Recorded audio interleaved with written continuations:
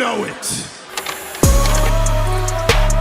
Homie, I'm leading the way, DG on top, how about you keeping the lane, steer them away, I don't fear my ops, better with me, I'ma stay, kick up my feet on the plane, homie, I'm leading the way. Nouvelle Elite to Belly, on se retrouve pour débrief ce qui s'est passé à Collision ce week-end. Voilà, ce week-end c'était le Collision du 28 février, dernier jour de février, et bon, en toute honnêteté, c'était assez... c'était sympa sans plus, voilà. Mais c'est souvent ça mon rapport à Collision, c'est-à-dire que j'aime bien, mais je trouve qu'il n'y a pas tant de choses qui font avancer les histoires que ça, c'est pour ça que j'ai tendance à préférer largement Dynamite. Mais bref, on va avancer parce qu'il y a quand même quelques trucs intéressants à noter, et quelques trucs stylés qui vont potentiellement se construire. Donc on commence direct et le show a débuté avec, vous voyez, les commentateurs là, qui disent bonjour tout le monde, on est à je ne sais pas quoi pour le show, etc. Et t'as MJF qui direct interrompt tout le monde, il va sur le ring et grosso modo il fait il pleure, il chouigne, voilà, il dit non mais c'est pas possible, moi je vais pas faire un Texas Deathmatch, ce n'est pas possible les gars, donc en fait Tony Khan viens ici, tu vas me changer cette stipulation, en tout cas je partirai pas tant que cette histoire elle sera pas réglée, qu'on n'aura pas fixé les choses pour Collision, n'importe quoi, pour Révolution. Et du coup, bon, Tony Khan, vous vous doutez, n'est pas descendu pour écouter MJF, hein, il a autre chose à foutre le mec. Du coup, c'est Kevin Knight qui a fait son entrée à la place. Kevin Knight, qui, on se rappelle, à Dynamite, s'était déjà positionné vis-à-vis de Adam Page en mode frérot, si tu gagnes le titre à Révolution, bah moi je serais chaud de t'affronter pour le titre. Donc, Kevin Knight, là, maintenant, va se positionner face à MJF, qui est actuellement champion, et qui lui dit... Eh frérot, on a marre de t'entendre parler, façon, moi j'ai beaucoup plus de style que toi, même si t'as de la thune, machin chose, etc. Du coup MJF il réplique que lui ça lui dérange pas, ne le dérange pas de prendre un jet pour El Paso la semaine prochaine pour un match de championnat, voilà. Donc on nous tease, c'est même sûr, hein, à Dynamite, un Kevin Knight, MJF pour la ceinture. Voilà, MJF qui termine en mode Kevin Knight, t'es pas le présent, t'es pas le futur, non, tu ne seras seulement que le passé. Donc, ça nous dit un petit affrontement. Ce que je trouve intéressant, c'est que bon, Kevin Knight, pote avec Adam Page, Kevin Knight, champion trio avec Adam Page, voilà, au départ, il était en mode, bon, j'attends tranquillement que le match à Révolution se passe, maintenant, il est en mode, bon, vas-y, avant Révolution, on va se la donner MJF. Donc voilà, ça place ses petits pions. Bon, il n'y a aucun monde où Kevin Knight gagne, malgré tout, mais c'est curieux, voilà, c'est curieux d'avoir ça, le champion trio, là, qui s'incruste dans ça, enfin... Bon, vous connaissez mon discours normalement sur les titres trio actuellement, et même de manière générale, je ne suis pas fan, ce n'est pas aujourd'hui que ça va changer.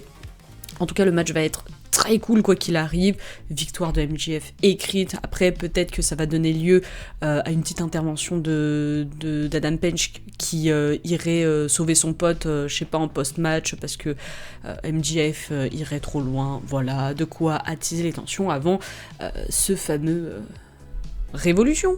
Et du coup, le premier match de cette soirée, de ce collision, c'était encore un match dans la guéguerre entre les Death Riders et la Don Callis Family. Donc on avait d'un côté Claudio Castagnoli, Pac, Wheeler Yuta et Daniel Garcia, et de l'autre nous avions Rocky Romero, Trent Beretta, Josh Alexander et Lance Archer, tout en sachant qu'évidemment notre cher John Moxley était au commentaire. Bon, encore un énième match entre la Don Callis Family et les Death Riders. Voilà, la dernière fois, il me semble que c'était la Don Callis Family qui avait eu le dessus. Cette fois-ci, c'est les Death Riders. Grosso modo, à la fin, il y a tout le monde qui se barre en ringside. Yuta résiste à un tombé, puis envoie son running knee sur Ricky Romero. Et c'est comme ça qu'il gagne la victoire. C'est assez insolite. C'est assez rare pour le souligner, que ce soit Wheeler Yuta qui fait le tombé victorieux, etc. D'habitude, Wheeler Yuta, c'est celui qui se mange l'épine, c'est celui qui se fait bolosser. Donc, Bon, c'est assez rare pour le noter, bien joué Wheeler Yuta, c'est toi qui as eu le dernier mot pour ton équipe cette fois-ci. En tout cas, ce qui est intéressant aussi, c'est que bon, les Death Riders célèbrent leur victoire, Jon Moxley les rejoint parce que logique, le match est terminé, et puis t'as Takeshita qui fait son entrée avec un micro en main, donc on se dit que voilà, il va discuter tranquillement sur le ring.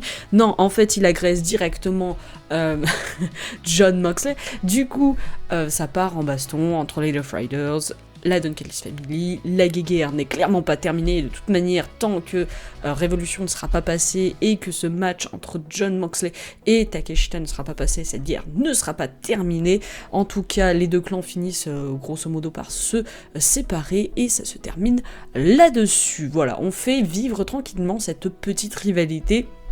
Vraiment hâte de voir ce que ça va donner à Révolution. Je sens qu'ils vont se déchirer, parce que si peut-être au départ c'était on était dans le respect, là je sens que entre Takeshita et Jon Moxley ça ne se supporte plus, ça va envoyer du lourd. On a enchaîné directement avec un second match, un deuxième match, c'était Tommaso Ciampa contre Jay Lethal qui était accompagné de Blake Christian et Lee Johnson. Voilà, la semaine dernière j'ai dit Blake Christian, Lee Johnson, revenez main roster, revenez à EW. Ils sont revenus. Bon, ils étaient là pour accompagner Jay Lethal, mais ils étaient déjà là. Ça m'a fait plaisir. En tout cas, du coup, vous savez qu'avec ces deux loustiques en ringside, ça n'a pas manqué d'intervention. Blake Christian qui a fait, d'ailleurs, je crois qu'il a traversé le ring à un moment pour découper Tommaso Ciampa avant de sortir. Enfin, c'était très fluide, très smooth, très stylé. Bravo, Blake Christian. Voilà. Est-ce que je t'ai déjà dit que je t'aimais bien et que je voulais que tu sois plus souvent à Dynamite et Collision? Voilà, je le redis, je le repose là. En tout cas, malgré ces petites interventions, Tommaso Ciampa retourne dans le game. Tommaso Ciampa est back to back, et prend la victoire sur Jay Lethal, et il y a bien d'intérêt, parce que bon, Jay, avec grand respect à lui, mais j'en ai un peu rien à faire, tandis que Tommaso Ciampa est toujours aussi stylé. On nous diffuse ensuite une petite vidéo de The Inspiration, voilà, ça faisait un moment, il me semble qu'elles avaient signé, mais ça faisait, on n'avait pas trop de nouvelles.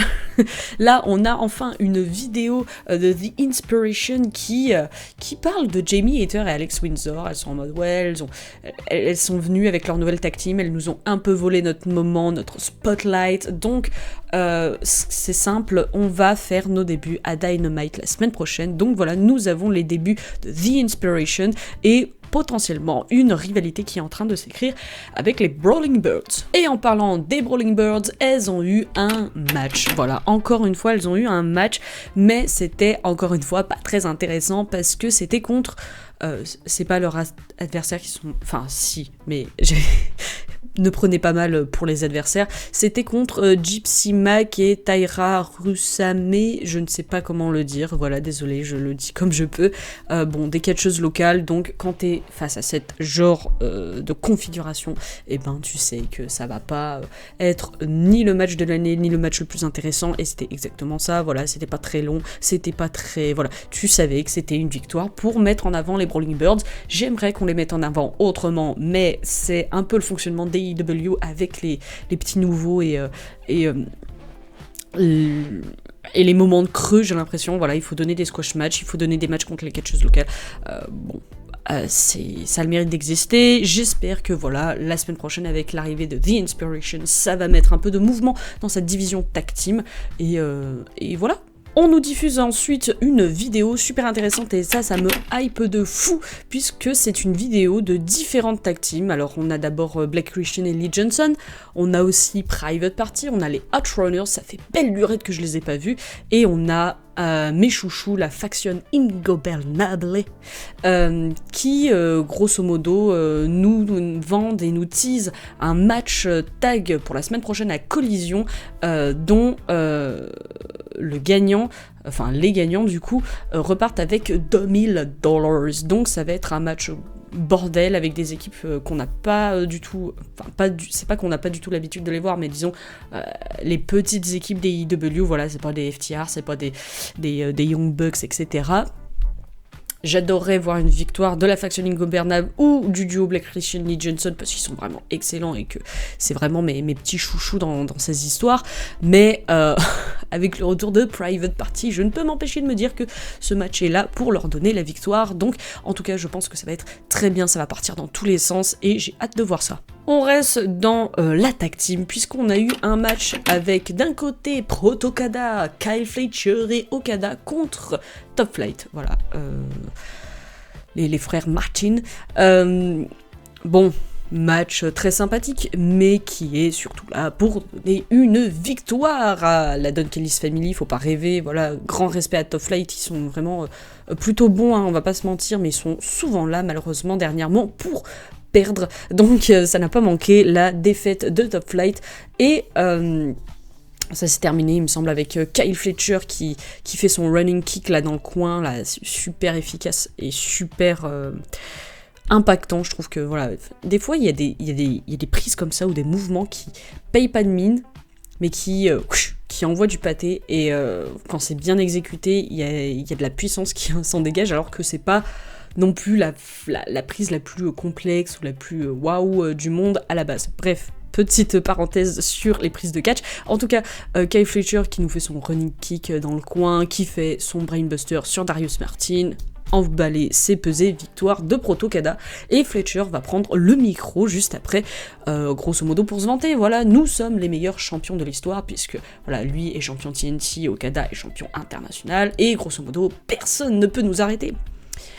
Et ben Jet Speed a pour ambition de les arrêter, puisque Jet Speed arrive et on a Mike Bailey qui prend le micro pour rappeler des faits qui sont que Mike, lui, il a battu Fletcher dans le Continental Classic, et pareil, Kevin Knight a battu Okada dans le Continental Classic, donc pour des gens qui se disent que personne ne peut les arrêter, déjà dans les faits, c'est un peu faux. On a Okada qui réplique que, oui peut-être, mais vous n'avez pas battu Proto Okada, donc c'est deux choses différentes.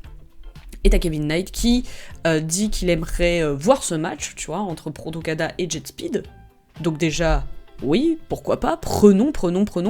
Et Mike Bailey, lui, va évoquer le titre TNT. Il dit que, voilà, il aimerait bien l'avoir, lui, ce titre. Donc il aimerait bien battre Kyle Fletcher cette fois-ci pour cette ceinture.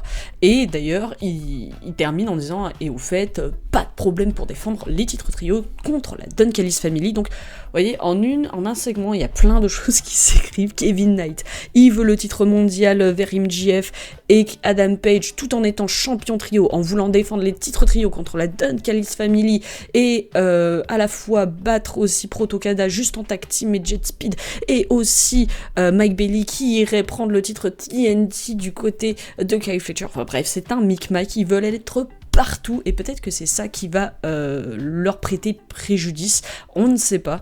En tout cas, il y a de belles choses qui sont possibles. Moi je suis assez contente qu'on essaye de faire un truc pour les titres trio.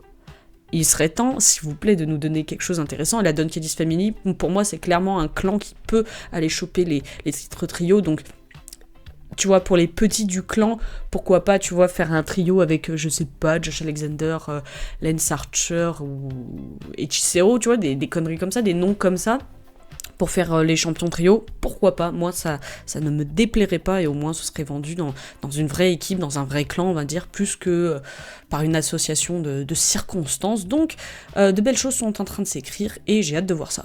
On a enchaîné avec un match féminin, Toni Storm qui a affronté Zayda Steele, qui ne m'évoque rien, voilà, enfin, qui m'évoque rien dans le sens où, voilà, elle est pas souvent là, quand elle est là, vous connaissez la chanson, c'est pour perdre, et puis face à Toni Storm, mais qui est tellement over, qui est tellement incroyable, qu'est-ce que vous croyez qui va se passer? Bah oui, victoire de Toni Storm sans grande difficulté, mais ce qui est intéressant, c'est ce qui se passe juste en post-match, puisque Marina Shafir débarque pour attaquer Toni Storm. Voilà, l'histoire entre elles n'est toujours pas terminée, malgré ce Mixed Tornado Tag Team Match, malgré leur match à toutes les deux. Bref, l'histoire n'est pas terminée, mais Toni Storm, elle arrive à se défendre, voilà, elle arrive à neutraliser Marina, ce qui fait que Wheeler Yuta vient l'aider.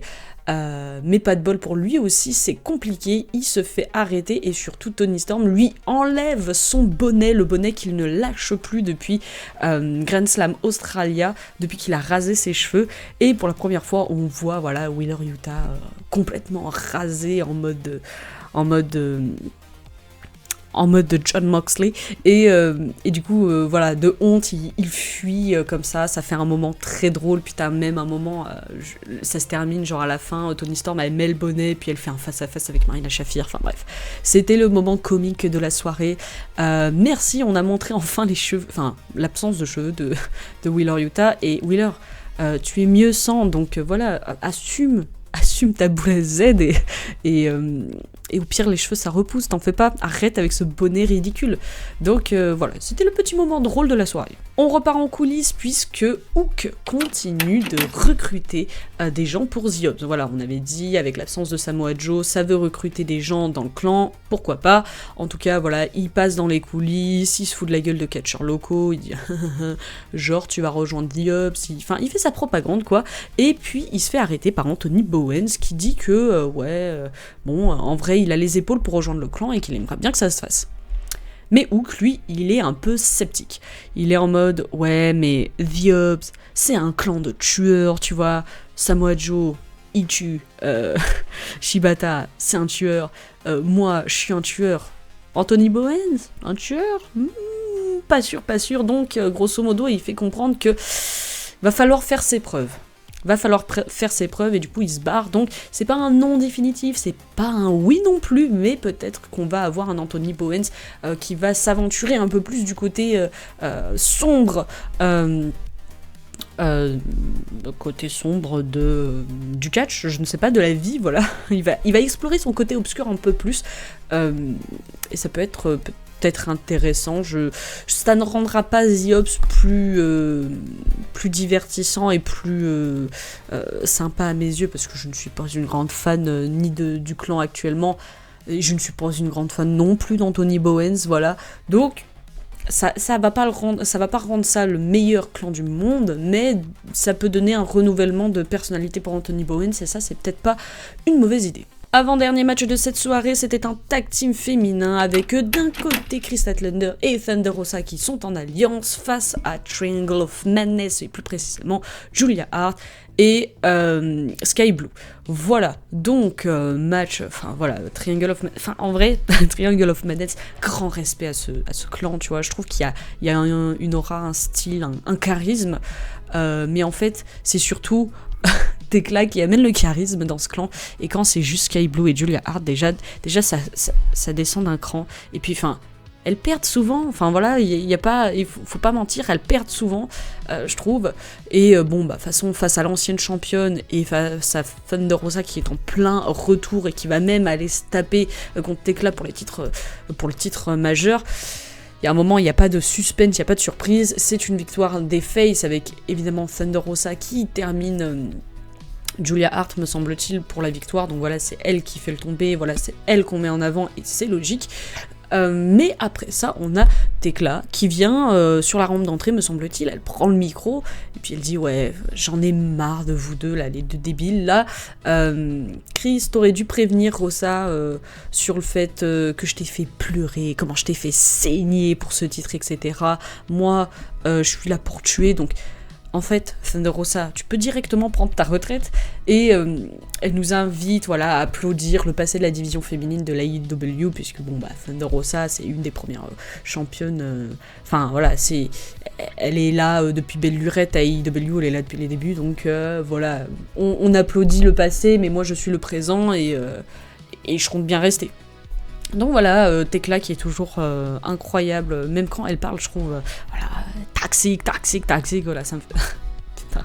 Et je ne parle pas de Kate Wilson, mais voilà, quand elle sort cette toxique, c'est vraiment, vraiment trop cool, et donc on va voir ce match, ce que ça va donner, même si, de toute manière, je vois bien une Tekla conservée, voilà, il y a pas de monde dans lequel ça n'arrive pas. Et on en arrive au main event qui ne m'intéressait pas plus que ça, je vais pas mentir. Andrade El Idolo a affronté Tomohiro Ishii. Ishii, moi je suis ça ne m'intéresse pas. Voilà, je vais être honnête, c'est pas un catcheur qui me fait tant rêver que ça, donc voilà, qu'on le mette en main event face à Andrade, bon, c'est pas le main event, c'est pas mon match de la soirée, on va pas se mentir, mais malgré tout, à chaque fois qu'il vient, Tomohiro Ishii, il est solide, il est stock, et face à Andrade, voilà, ça fait un match un petit peu de poids lourd, et c'est bien parce que Tomohiro Ishii, tu vois, il est vraiment protégé dans le sens où, certes, il va perdre, hein, parce que voilà, je vous spoil, hein, mais il va perdre, mais tu vois qu'il est résistant, tu vois que c'est un gros bonhomme et tout, et que tu le bats pas si facilement. Notamment à la fin, t'as Andrade qui, je sais pas, il balance un elbow drop, tentative de tomber, ça résiste à la dernière seconde, t'as Andrade qui est en mode, mais frérot, le mec, comment je vais faire ça? Puis après, il envoie son finisher, et 1, 2, 3, victoire d'Andrade. C'est logique, tout va bien. Et ce qui arrive après, c'est Bandido qui arrive pour répondre un petit peu à ce qu'avait fait Andrade l'autre fois à Dynamite. Voilà, Andrade était venu le faire face pour lui signifier que grosso modo, ouais, je veux bien t'affronter à Révolution. Et Bandido a fait pareil après le match, pendant la célébration d'Andrade. Il est venu, petit face à face, ça ne va pas plus loin, ça nous dit toujours ce match pour Révolution. Et pourquoi pas en vrai. J'aimerais bien par contre qu'on fasse monter entre guillemets la révolution, ouais, montons la révolution, non, qu'on fasse monter la rivalité un peu plus, que ça soit pas juste une affiche qui sorte du chapeau, tu vois, qu'on nous la vende un peu plus, tu vois, qu'on nous donne encore plus une raison de vouloir regarder ça plus que juste, bah ça va être un bon match. Voilà, j'attends juste que ça, voilà, on a je crois 2 semaines encore avant Révolution, donc ils ont eu le temps de construire un petit truc sympa, pas la rivalité de l'année, mais un petit truc qui nous donne juste envie, au-delà de l'affiche et des catcheurs, de regarder ce match et de s'y intéresser. Donc voilà, c'était Collision, c'était sympa sans plus, on a passé un bon moment, mais voilà, on va pas dire que c'est le Collision de l'année pour autant. Du coup, nous, on se retrouve jeudi, normalement, si tout va bien, on se retrouve jeudi pour la review de Dynamite. On va voir si Kevin Knight sera champion mondial, on va voir si Thunder Rosa sera championne mondiale. Donc, rendez-vous jeudi pour ce débrief, et sur ce, à la prochaine.